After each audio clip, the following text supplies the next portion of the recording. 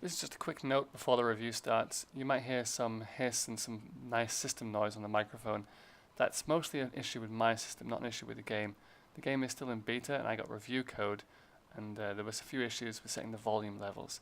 So the game level was really quiet on my PC, and that's why I have some feedback. Now let's get to the review. Hello and welcome to the on-the-spot review of Out There Omega Edition. Let's start a new game. For those of you who don't know, I'm going to skip this, it's the story, so just in case you don't want any spoilers, just skip right ahead. For those of you who don't know, Out There Omega Edition is a roguelike resource management space exploration game. So I'm going to go through and explain what all that means, just in case you are a little bit confused by the jargon. So, this game came out originally for iOS, which is iPhones and Apple stuff, and Android, so Google and lots of smartphones and tablets.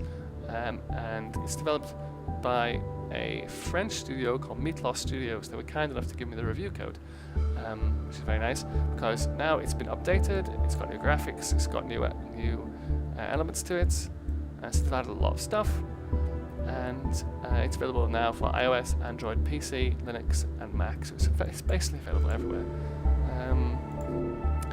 And when I say roguelike, what that really means is if you fuck up, if you make a mistake, you're dead, game over, you can't reload, there's no saves, that's just the end of it. It's a space exploration game, so obviously as you can tell we are in space, and the objective of the game is, if you follow this red arrow, you have to try and get home. You're an astronaut lost in space. It's kind of like Starship Voyager, if you saw that. The objective is to get from this unknown part of the galaxy back to what you hope is Earth. I honestly don't know yet because I haven't finished it. And it's a resource management game. If you see up here, you have fuel, oxygen, hull. These are the things you have to make sure are relatively full, or else, as I say, it's game over and that's it. And you also have to manage the resources inside the ship. You can only carry so much of these things. So hydrogen will replenish fuel. Oxygen is breathable atmosphere in your ship for like hull breaches, since you're a human being who's breathed. And the hull is repaired by iron, for example.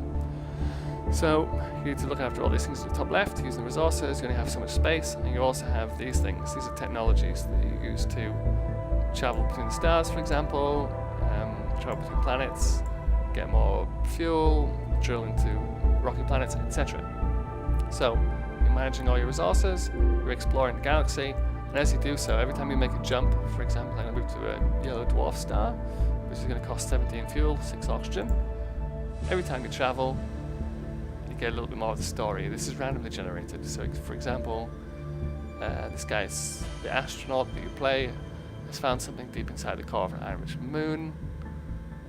Some kind of alien robots or machines that have been working for millions of years, building small probes, so like von Neumann probes, if you're a scientist, you know what I'm talking about.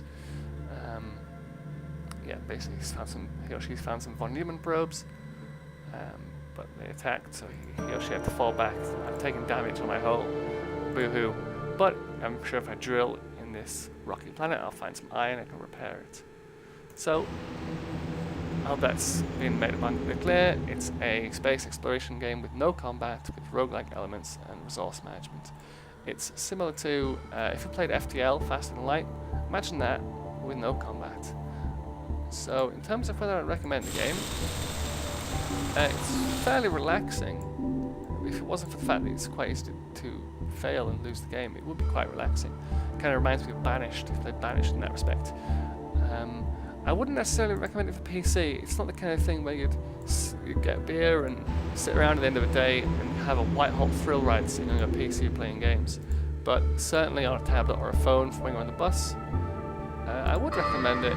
Instead of playing Flappy Bird or whatever the fuck it is, play something which is going to make you think about certain thematic things. There's space exploration, hard science fiction, loneliness, things that are going to challenge your thinking, not just your clicky left finger button.